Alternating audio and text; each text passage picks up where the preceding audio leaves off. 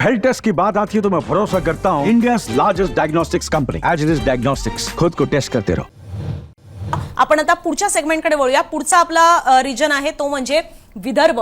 विदर्भातला आपण टक्केवारी आणि जागा दोघींचं गणित जर पाहिलं तर महायुतीच्या बाजूने 40% लोक मतं टाकतायत असं दिसतंय, पण तेवढंच महाविकास आघाडीच्या बाजूने सुद्धा आहे। सो मतांची टक्केवारी ही समसमान, काही पॉइंटचे फरक सोडले तर तशी समसमान महायुती आणि महाविकास आघाडीची आपल्याला पाहायला मिळते।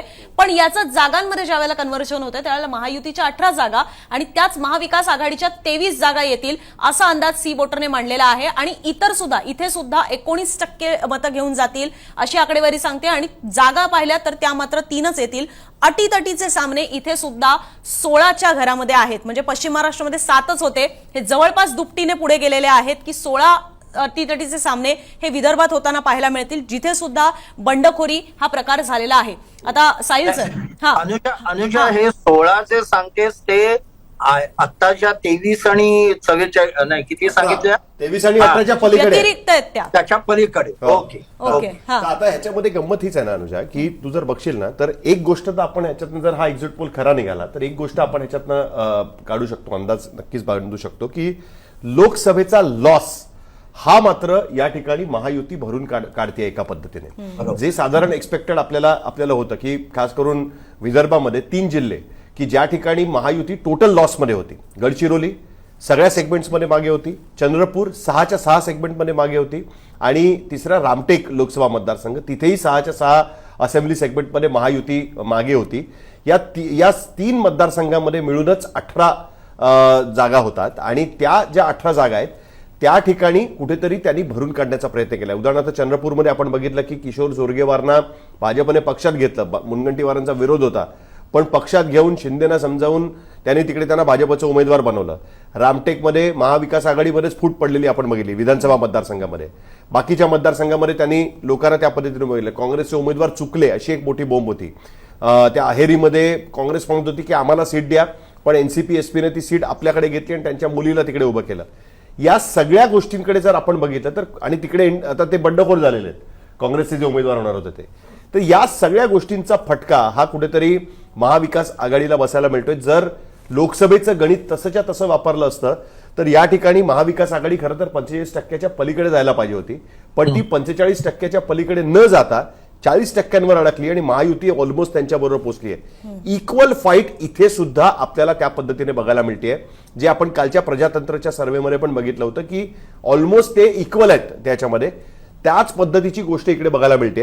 आता या अटीतटीच्या 16 लढती आहेत ना, त्या गोष्टी मला वाटतं इम्पॉर्टंट असणार आहेत आणि त्या जर टर्न अराउंड झाल्या महायुतीकडे तर कदाचित महायुती पुन्हा एकदा त्यांचा गेल्या वेळचा परफॉर्मन्स जो 35च्या पुढे होता तिथपर्यंत पोहोचेल आणि तो भाग खरा तर क्रुशल होऊन जाईल। तो खूप म्हणजे महाविकास आघाडी त्यावेळेला काँग्रेस एकटी स्वतःच 34 जागांवर आघाडीवर होती। आता तर इथे मविया पण तेवढी आपल्याला पुढे असलेली पाहायला मिळत नाही, ती 23 वरच थांबली आहे। काँग्रेस स्वतः 34, युबीटी 2 आणि शरद पवार 4 असं मिळून 34 ती 2, 36 नी 4, 40 जवळपास 40च्या घरामध्ये महाविकास आघाडी पुढे होती, आघाडी घेऊन होती, पण ते आता मात्र 23 वर आलेले पाहायला मिळतात। आणि हेच महायुती पाहिलं तर भाजप 15, त्याच्यानंतर शिंदे 5, म्हणजे इथेच 20, अजित पवारांची सीटच नाही याच्यामध्ये, तर 20 जागांवर भाजप आघाडीवर होती किंवा महायुती खरं तर आघाडीवर होती, पण ते 18 पर्यंत तरी इथे गेलेले आपल्याला पाहायला मिळतात। मला दीक्षित सरांना प्रश्न विचारायचा आहे की संघाने यावेळेला विदर्भामध्ये तेवढा जोर लावलेला आहे असं आपल्याला या आकडेवारीवरनं म्हणता येऊ शकतं का की महायुती बऱ्यापैकी रिकव्हर करते?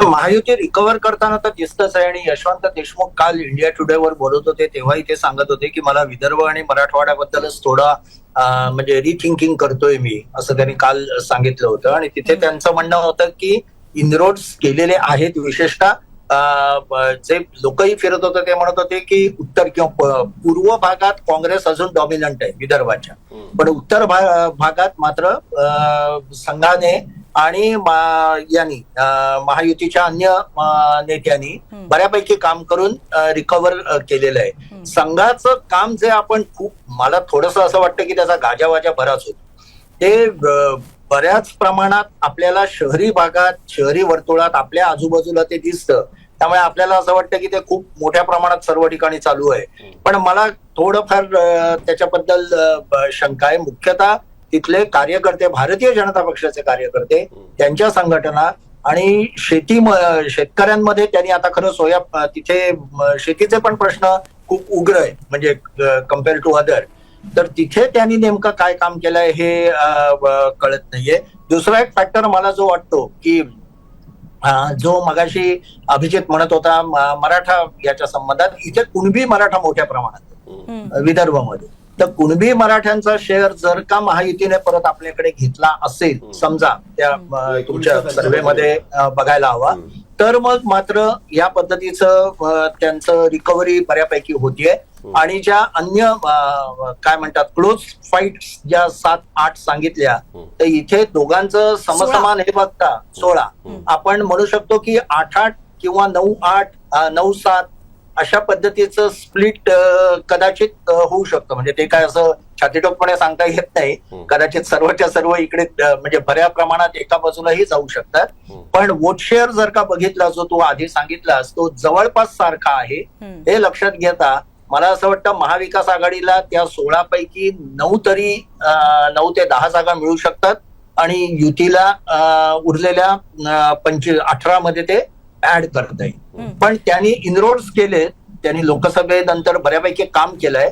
त्याच्यात संघाचा सहभाग किती याबद्दल मात्र मला जरा शंका आहे. शहरी भागात जर का वोट शेअर मोठा वाढला असेल तर मी म्हणू शकतो की संघाचा त्यात सहभाग होता. ग्रामीण भागाचं मला तितकं छातीटोकपणे सांगता येईल. अभिजित सर, म्हणजे मला पण हा प्रश्न आहे याच्यामध्ये की खास करून आदिवासी पट्टा असेल की म्हणजे हे साधारणतः नंदुरबारमध्ये सुद्धा मी ज्यावेळेला पाहिलं त्यावेळेला असं दिसतं की एक समज जर त्यांच्या मनामध्ये गेलेला असेल तर तो दूर करणं पण तितकं सहजासहजी सोपं नसतं. तो एकदम त्यांच्या आतमध्ये म्हणजे मुरल्यासारखं असतं की तो तेवढा झिरपत जातो आतपर्यंत समज. तर जो समज लोकसभा निवडणुकांच्या वेळेला झालेला होता तो असा अवघ्या 4 महिन्यामध्ये दूर करण्यामध्ये महायुतीला यश आलं. खास करून आपण भाजपच बोलायला हवं जर आपण विदर्भाबद्दल स्पेसिफिकली बोलत असू, गडचिरोली सारख्या पट्ट्यासंदर्भात, तर तो दूर करणं शक्य झालं असं तुम्हाला वाटतं का? आणि सोबतच शेतकऱ्यांचा रोष हा तुम्हालाही पाहायला मिळालेला आहे, मी पण यवतमाळ वाशिममध्ये पाहिलेला आहे, प्रचंड आहे. अशा परिस्थितीमध्ये सुद्धा विदर्भासारख्या पट्ट्यामध्ये महायुती गेन करत असेल तर ते मग कुठल्या मुद्द्यांवर करत असेल? आणि प्लस धार्मिक मुद्दे सुद्धा आपल्याला विसरून चालणार नाहीत, कारण की योगी आदित्यनाथ हे पहिले विदर्भातल्याच पट्ट्यांमध्ये येऊन म्हणत होते बटेंगे तो कटेंगे, जो धार्मिक मुद्दा अमरावती अकोला पट्ट्यामध्ये जास्त रिलेव्हंट ठरतो. निश्चितपणे हे सगळे मुद्दे आहेत आणि आपण त्या अनुषंगाने बोलतोय की जेव्हा संविधान बदलाचा प्रचार अधिक वेगानं झालेला होता आणि आपल्याला माहिती आहे की चंद्रपूर, गडचिरोली असेल किंवा इकडे नांदेड असेल किंवा मेळघाटातला भाग असेल, अगदी नंदुरबार, धुळे, दिंडोरी इथपर्यंतच्या जागा त्यांना गमवाव्या लागल्या होत्या. पूर्ण आदिवासी पट्टाच ऍक्च्युअली त्यांना गमवावा लागलेला होता. आता तो समज काढून टाकण्यासाठीची काही फार मोठी आवश्यकता त्यांना भासते असं नाहीये. त्याचं कारण असं आहे की राष्ट्राची निवडणूक संपलेली आहे, देशाची निवडणूक संपलेली आहे आणि आता काही ते संविधान बदलणं शक्य नाहीये. भाजप 240 जागांवर येऊन थांबलेली आहे आणि हे त्यांना नीटपणे समजलेलं आहे. आता अशी काही परिस्थिती नाहीये की आदिवासी भागांमध्ये हे कसं सांगणार. कारण असं आहे की तू पण बघितलंस की त्यांच्याकडे म्हणजे मोबाईल लिटरसी, इंटरनेट लिटरसी खूप आहे त्या भागामध्ये आणि त्यामुळेच तो प्रचार पण तितक्या वेगाने पोहोचलेला होता. आत्ताचा मुद्दाच या इलेक्शनचा त्यांचा वेगळा आहे. त्यांचा या इलेक्शनचे मुद्दे जे आहेत ते राष्ट्राच्या इलेक्शनपेक्षा वेगळे मुद्दे आहेत आणि म्हणून काही मुद्दे सेम आहेत की जसं तू ॲग्रेरियन क्रायसिस म्हणालीस तो मुद्दा सेम आहे. आता तो काही बदललेला नाहीये. कापसाच्या ह्याच्या सोयाबीनच्या भावामध्ये, दुधाच्या भावामध्ये काही फार मोठा फरक पडला अशी काही सिच्युएशन नाहीये. पण मुद्दा असा आहे की आत्ताच्या घडीला जसं आपण उदाहरणार्थ बघूया की अहेरी आहे, तर अहेरीमध्ये मगाशी जशी आपण चर्चा केली राजे धर्मराव बाबा आत्राम पण आहेत आणि दुसरे अंबरीश आत्राम पण आहेत आणि त्या दोघांच्या मध्ये त्यांची मुलगी पण आहे धर्मराव बाबांची, आता भाग्यश्री आत्राम. मग तिथं अंबरीश राजे जे आहेत ते भाजपचे रेबेल आहेत तिथे ते. पण जर या दोन बाप लेकीच्या भांडणामध्ये जर अंबरीश राजे निघून गेले तर त्याचा फायदा कोणाला होणार आहे? मला असं वाटतं की ज्या ज्या इतर किंवा ह्या अटीतटीच्या लढती आहेत त्या अशा प्रकारच्या लढती आहेत. देवेंद्र भोयरांनी चांगली लढत दिलेली आहे पण तिथे भाजपचा पण कॅन्डिडेट आहे रेबेल म्हणून. तर आता तो जर निवडून आला तर तो कुणाकडे जाणार आहे? तो महायुतीकडेच जाणार आहे. बरं, भुयार जिंकले तरी ते महायुतीचेच आहेत. मुद्दा असा आहे की या ज्या सिच्युएशन्स दिसत आहेत या सिच्युएशन्स या पद्धतीनं वर्कआउट होत आहेत. दुसरा मुद्दा राहिला हिंदुत्वाचा. हिंदुत्वाचा मुद्दा निश्चितपणे कारगर ठरतोय, तो शहरी भागामध्ये ठरतोय. ग्रामीण भागामध्ये हिंदुत्वाच्या मुद्द्याबद्दल फारसं तेवढी तीव्रता नाहीये जेवढी शहरी भागामध्ये आहे. मी शहरांमध्ये पण बघितलं आणि ग्रामीण भागामध्ये पण जाऊन बोललो. ग्रामीण भागामध्ये लाडक्या बहिणीबद्दल उत्सुकता आहे, महिलांमध्ये ती निश्चित आहे. पण दुसऱ्या बाजूला जी पुरुष मंडळी आहे ती त्याच्यामुळे कावलेली आहेत. ती म्हणतात की इथं तुम्ही आम्हाला 1500 रुपये देताय घरी आणून, पण त्या 1500 रुपयापेक्षा जर आम्हाला क्विंटलला 2000 रुपये भाव वाढवून दिला सोयाबीनला किंवा कापसाला, तर त्याचा जो आम्हाला फायदा होणार आहे तो मल्टिपल टाइम्स मध्ये होणार आहे. त्यासाठी तुम्हाला 1500 रुपये द्यायची गरज नाही. तर ही लिटरसी पण लोकांमध्ये आहे. पण आता असं आहे की ज्या वेळेला महिलांच्या हातामध्ये पैसे जातात त्यावेळेला ते एक स्वातंत्र्य आहे. ते स्वातंत्र्य त्यांना काहीही खरेदी करण्याचं आहे, कुठेही पैसे वापरण्याचा आहे. एखादी वस्तू जर गव्हर्नमेंटने दिली तर त्या वस्तूचं काय करायचं, तर त्याचा जो वापर आहे तोच करता येतो. पैशांचं तसं नाहीये. पैशांचा हवा तसा मला वापर करता येतो. मला एक आजोबा भेटले होते नळदुर्गमध्ये. त्यांनी अंगावरती कपडे घातलेले होते. ते एवढे खुश होते. ते म्हणले बघा लाडक्या बहिणीचेच कपडे आहेत. आपण या स्टेजला येऊन पोहोचलेलो आहोत की त्या 1500 रुपयामध्ये त्यांना कपडे घेऊन त्यांची दिवाळी करावी लागली. म्हणजे एवढं ॲग्रेरियन क्रायसिस खाली ग्राउंडवरती आहे. त्यांना हे कळत नाही की हे कशामुळे झाले, पण ते म्हणाले की हो भाजपने चांगले केले, 1500 रुपये दिलेत.